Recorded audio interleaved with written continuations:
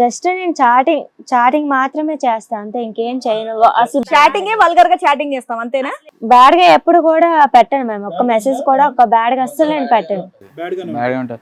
లేదు మ్యామ్, తను అబద్ధం. తన ఫోన్ తీసుకొని ఇప్పుడు మామూలుగా నా ఫోన్ లో సరే సంథింగ్ ఛార్జింగ్ అయిపోవడమో చేసి తన ఫోన్ నుంచి కాల్ చేసుకుందామని అమ్మకో లేకపోతే ఎవరికో కాల్ చేసుకుందామని ఓపెన్ చేస్తే కాంటాక్ట్ లిస్ట్ ఓపెన్ చేస్తే ఎక్కడో మా పేరు చివరి ఉంటది.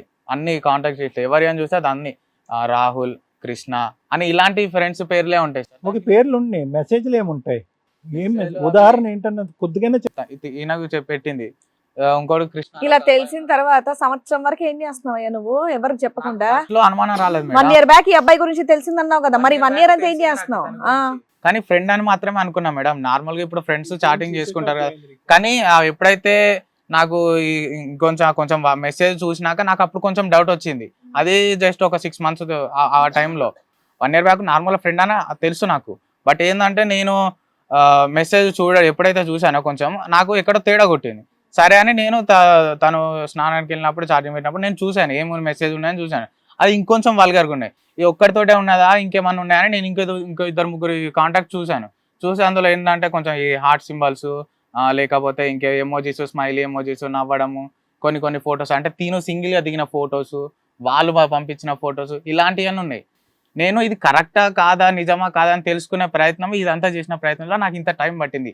నాకు అటు జాబ్ చూసుకోవాలి, ఇటు వీళ్ళని చూసుకోవాలి, ఇంట్లో అమ్మా నాన్న చెప్తారు. ఈడు దొరికిన తర్వాత ఈయన ఎత్తుకు పట్టుకున్నావు కదా, ఈయన దొరికిన తర్వాత ఈయన గల్లా పట్టుకుని అడిగావా? అడిగాను సార్. అడిగితే ఈయనేం చెప్పాడంటే నేను ఒక్కనే మెసేజ్ చేస్తే నా తరపు నుంచి మెసేజ్ పోతే నేను చేసినట్టు సార్.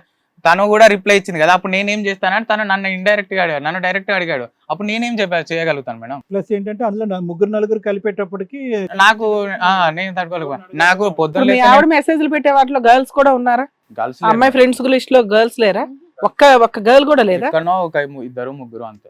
బాయ్స్ ఎంత మంది ఉంటుంటారు ఇలా 3 కాకుండా 2-3? ఒక 20 మంది అనుకుంటా కాంటాక్ట్ లిస్ట్ లో. ఏమా కాంటాక్ట్ లిస్ట్ లో ఒక 20 దాకా ఉంటాయి. గర్ల్స్ ఒక 3-4 ఉంటాయి మేడం. ఫోన్ స్టోరేజ్ కూడా అయిపోయి ఉంటది లిస్ట్ వల్ల. ఏముంది మ్యామ్, మెసేజ్ చేసినంత మాత్రం మళ్ళీ పాట మొదలు పెట్టావు నువ్వు. మళ్ళీ అదే పాట, ఒక పాట పాడితే ఇంక అదే పాట. అవును మ్యామ్, నేను చేసా, చాటింగ్ అయితే చేసా. కాదమ్మా, గర్ల్సే తక్కువ మంది ఉన్నారు, బాయ్స్ 20 మంది దాకా ఉన్నారట. ఏంటి అంత బాయ్స్ ఫ్రెండ్ చెప్పు? Friends ma'am, just friends. సరే బాయ్స్ 20 మంది ఉంటే గర్ల్స్ కూడా 20 మంది ఉండాలి కదా, ఎందుకు లేరు? కనీసం 10 మంది ఉండాలి. ఇప్పుడు బాయ్స్ తో చాటింగ్ చేసినంత మాత్రం ప్రతి ఒక్కరిని నేను పెళ్లి చేసుకోవట్లేదు కదా మ్యామ్. పెళ్లి చేసుకో బంగారం, ఈ జనరేషన్ కి తగ్గ మాటలు. అమ్మ, పెళ్లి చేసుకోకపోతే ఎన్ని బూత్ మాటలు మెసేజ్ అన్నా పెట్టచ్చా, ఎన్ని ఇమోజీస్ అన్నా పెట్టచ్చు, లవ్ సింబల్స్ అన్నా పెట్టచ్చు. ఇప్పుడు అతను నిన్ను హింస పెడుతున్నాడా, నువ్వు ఇతను హింస? అబ్బాయికి 100 మంది, ఒక అబ్బాయి 100 మంది అమ్మాయిలకి మెసేజ్ చేసినా ఆ అబ్బాయిది తప్పు అన్నారు. కానీ ఒక అమ్మాయి విను ఇప్పుడు ఆ అబ్బాయిలు అందరు అనవసరం నీకు. ఇక్కడ నీ మొగుడు అదో మేడం తర్వాత వింటది బయట, మీరిద్దరు మాట్లాడుకోండి. కానీ ఇగో ఇక్కడ నీ మొగుడు, ఈ మొగుడుకి నచ్చకపోతే నువ్వు అక్కడ ఫుల్ స్టాప్ పెట్టాలిగా. నిజానికి టార్చర్ పెట్టింది అన్నది కూడా ఈ కన్వర్జేషన్ స్టార్ట్ అయినప్పటి నుంచి మేడం. నార్మల్ అంతవరకు 3 years నుంచి నార్మల్ తాగొచ్చేవాడిని. ఎప్పుడు మామూలుగా చిన్న గొడవలు అయ్యేటి. బట్ ఇంత సిగరెట్ తొలగాల్సిన ఇదంతా లేదు. ఎప్పుడైతే నాకు ఇది గడిపిందో నాకు ఇక కొంచెం టెన్షన్ లో, డిప్రెషన్ లో, ఆఫీస్ టైం. వెళ్ళి వాళ్ళ ఇంట్లో వాళ్ళకి చెప్పావా? వాళ్ళ పేరెంట్స్ చెప్పావా ఈ అమ్మాయి ఇలా చేస్తుందని? మరి మీ ఇంట్లో వాళ్ళకి చెప్పావా? ఏం యాక్షన్ తీసుకున్నావు నువ్వు? నేను అంటే తను ఇప్పటికే కొంచెం ఇక్కడికి కూడా రావడం ఆమెనే వచ్చింది ఇక్కడికి. తను ఇప్పటికే నా వల్ల కొంచెం సఫర్ అయింది మేడం. తనని ఇంకా సఫర్ చేయడం ఇష్టం లేక వాళ్ళ పేరెంట్స్ తెలుస్తా మేడం. తను ఇలాంటిదని వాళ్ళ పేరెంట్స్కి తెలియదు. నేను వెళ్ళి వాళ్ళ పేరెంట్స్ చెప్తే తను ఏదో నాగైతే చేసుకున్నాను అనుకోండి మేడం, రేపు పొద్దున వాళ్ళు వచ్చి నన్ను అడుగుతారు కదా మేడం. ఏం చేద్దాం ఇప్పుడు? తనని గట్టిగా నిలదీసి అడగాను మేడం, చెప్పేస్తుంది. తను ఎవరితో సంబంధం లేదు, ఫ్రెండ్స్ తో సరదాగా మాట్లాడాను అంటుంది. ఏం చేద్దామంటారు చెప్పండి? ఆమె నాకు మా ఆయన కావాలి, నాకు వేరే వాళ్ళతో సంబంధం లేదు, జస్ట్ ఫ్రెండ్స్ కాబట్టి మాట్లాడుకున్నా అంటుంది అంతే. అట్లనే అంటది మేడం. మళ్ళీ అడగండి. సరే, మగాళ్ళు అయితే మాట్లాడొచ్చా, ఆడవాళ్ళు మాట్లాడకూడదా అని కూడా క్వశ్చన్ వేస్తుంది. ఏం చేద్దాం? సరే మేడం, నేను ఎవరితో మాట్లాడినా చూపించమని. అరే నేను అది కాదు అనేది, నీకు మీ ఆవిడ కావాలా వద్దా? నువ్వు కాడినటువంటి ఆ మగాళ్ళు ఉన్నారు కదా, ఆ 4-5 వాళ్ళ గురించి చెప్తుంది. నీ గురించి ఏమనట్లే, నీకు అక్రమ సంబంధం ఉన్నాయని ఏమనట్లే అమ్మాయి. ఏమనట్లే. నువ్వు ఓన్లీ తాగుతావు, బాధ్యత తీసుకోవు, ఇంటికి సరైన టైంకి రావు, సిగరెట్లతో కాలుస్తావు, కొడతావు. అదొక్కటే చెప్పింది మొదటి నుంచి. నీ క్యారెక్టర్ బ్యాడ్ అని ఎక్కడా చెప్పలే. నువ్వు మాత్రం అమ్మాయి క్యారెక్టర్ బ్యాడ్ అని అంటున్నావు. Character బ్యాడే sir. నేను చూసాను కదా సార్, మెసేజ్లు అవన్నీ చూసాను కదా. బాబు, నువ్వు రెడీ హ్యాండెడ్ గా బాగా ఎక్కువ మాట్లాడే వ్యక్తినే తీసుకొచ్చి కూర్చోబెట్టావు. ఆయన నాకేం అక్రమ సంబంధం లేదండి అంటున్నాడు, ఈవిడ అలాగే అంటుంది. అబ్జర్వ్ చేస్తున్న మాకు అనిపిస్తుంది పిల్ల నువ్వు కొట్టిన హెరాస్మెంట్లకి తింగరగా తయారైందే తప్ప ఎవరో ఒకరితో ఎక్స్ప్రెస్ చేసుకోవాలి కాబట్టి ఉన్న ఫ్రెండ్స్ తో మాట్లాడుకుంటుంది ఆ అమ్మాయి అలా బిహేవ్ చేయడానికి కారణమే నువ్వు. ఇప్పుడు వచ్చి ఆ అమ్మాయి క్యారెక్టర్ అసాసినేషన్ చేయడానికి పనికిరావు.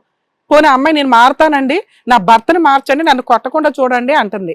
దీనికి ఏం చేద్దాం నువ్వేమనుకుంటున్నావు? అదేదో నువ్వే మాట్లాడుంటే వేరే ఫ్రెండ్స్ తో అవసరం ఉంది. ఇంటికి రాగానే కూర్చొని మీరే డిన్నర్ చేస్తూ 4-5 ముచ్చట్లు పెట్టుకుంటే అసలు పనే ఉండదు. నీ పని నువ్వు చేసుకోవచ్చు, ఆమె పని ఇంట్లో పని ఆమె చేసుకుంటది.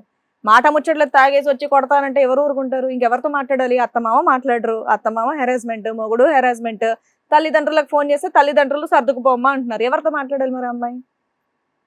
కాబట్టి ఫ్రెండ్స్ తో మాట్లాడుతుంది, అంతేగాని వేరే వాళ్ళతో అక్రమ సంబంధం లేదని డైరెక్ట్ గా చెప్తోంది. కానీ నువ్వు మాత్రం అంటున్నావు.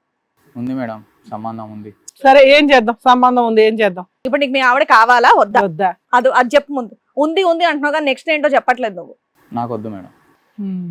అంటే తను మారకపోతే వద్దా, మారితే కావాలా? తను మారితే కావాలి కదా. తను ఇప్పుడు కూడా అబద్ధం చెప్తుంది మేడం. ఓకే. ఇప్పటికి తను మారితే మాత్రం నేను తీసుకెళ్తా. ఓకే. తను మారకుండా ఇట్లనే మాట్లాడితే మాత్రం నాకు వద్దు మేడం. సరే. తను తాగిసి వస్తే డైలీ కొడితే మాత్రం నీకొద్దా? నాకు వద్దు. నువ్వు అందరు బాయ్స్ ఎలా ఉంటారో అలా నువ్వు ఉంటావు అంటావు, అంతే కదా? అంతే కదమ్మా. అంతే. అమ్మాయిది ఒకటే ఉంది, డైలీ నైట్ పొద్దున వెళ్తాడు, సాయంత్రం వచ్చి తాగుతాడు, కొడతాడు. ఆమెతోనే మంచిగా ఉంటే ఆమె వేరే friends తో బ్రతకాలన్నా మాట్లాడదు. కూడా భయం వేస్తుంది సార్. అదే టైంకి మార్నింగ్ తను ఆఫీస్కి వెళ్ళేటప్పుడు కొంచెం బాగానే ఉంటది, ఇంకా ఈవినింగ్ వచ్చేసరికి నాకు ఇంకా torture, full torture, full. So బ్రతకాలి అన్నా కూడా కొంచెం విరక్తి అనిపిస్తుంది జీవితం మీద. బాబు రాహుల్, నువ్వేమంటావు? నీ డబ్బులు ఇచ్చేస్తే నువ్వు వెళ్ళిపోతావా? ఇప్పుడు కాకపోయినా 10 years తర్వాత ఇచ్చినా పర్లేదు నీకు. నాకు అంత అంటే నాకు మరి అంతంటే ఇప్పుడు ఇతను బాగుపడాలంట, వీళ్ళిద్దరు ఫస్ట్ కలవాలి, అతను స్థిరపడాలి, అతను మనసు మారాలి, కొద్ది కష్టపడాలి, అప్పుడు నీ అప్పు తీరుస్తుంది. నువ్వు అప్పు ఇచ్చినప్పుడు ఉండాలి నీకు ఈ సార్, తలకాయ. నాకు ఫైనాన్స్ ఇబ్బంది ఉంటది కదా సార్. మరి ఎలా ఇచ్చావయ్యా? ఎవరిమ్మన్నారు? 2 సార్లు చూస్తావు, 3 సార్లు చూస్తావు, 4వ సారి కూడా చూసావంటే నువ్వు తిక్కలోడమని అర్థం. ఎందుకు ఇస్తావు? ఇచ్చేస్తాను శాలరీ వచ్చాక ఫస్ట్ వాళ్ళ కథ తేలి వాళ్ళిద్దరు సెటిల్ అయ్యి అతను ఉద్యోగంలో ఒక ప్రమోషన్ వచ్చిన తర్వాత నీ డబ్బులు సంగతి. ఇప్పుడు అది చాలా డిలేడ్ ఆస్పెక్ట్. ఇప్పుడు ఏంటంటే నీది టెస్ట్ మ్యాచ్, వీళ్ళది ఏమొచ్చి 2020. ఇది అయ్యాక నీది ఆడాలి, అర్థమైందా? ఇప్పుడు అప్పుడే లేదు నీకు 2 లక్షలు. మీ ఆవిడ మారితే ఆయన డబ్బులు క్లియర్ చేస్తావా? చేస్తాను. సార్ మంచి మాట చెప్పాడు మేడం. ఇందాక సరోజ మన ముందుకు వచ్చి కూర్చున్నప్పుడు ఏదో ఈ అమ్మాయి మనకి ఏదో చెప్పట్లేదు అనేది ఆబ్వియస్గా మనకు తెలుస్తుంది. ఎప్పుడైతే కనుక రాహుల్ పక్కన కూర్చోగానే తను మాట్లాడటం మొదలుపెట్టింది. మీరు వినే ఉంటారు, రెబెలియన్ అంటారు. దిస్ ఈజ్ రెబెలియన్ అంటే ఇదేంటంటే రివెంజ్ యాటిట్యూడ్. ఇంకా ఆ 4 గోళ్ల మధ్యన ఆ పిల్లిని కొట్టి హింస పెడితే కనుక పిల్లి కూడా పుల్ అవుతుంది అనేటటువంటి దానికి ఇది ఒక నిదర్శనం అని మనం చెప్పుకోవాలి. ఆ కారణంగా ఆ అమ్మాయిని పెళ్లి చేసుకున్నాడు. పెళ్ళి అయిన తర్వాత ఉద్యోగం మాన్పించాడు. ఆ అమ్మాయికి ఏది తోచనటువంటి పరిస్థితి తీసుకొచ్చాడు. ఆర్థికంగా ఆ అమ్మాయికి ఒక ఫ్రీడమ్ లేదు, మాటకు ఫ్రీడమ్ లేదు, ఆలోచనకు ఫ్రీడమ్ లేదు, ఒక వ్యక్తిత్వం లేదు.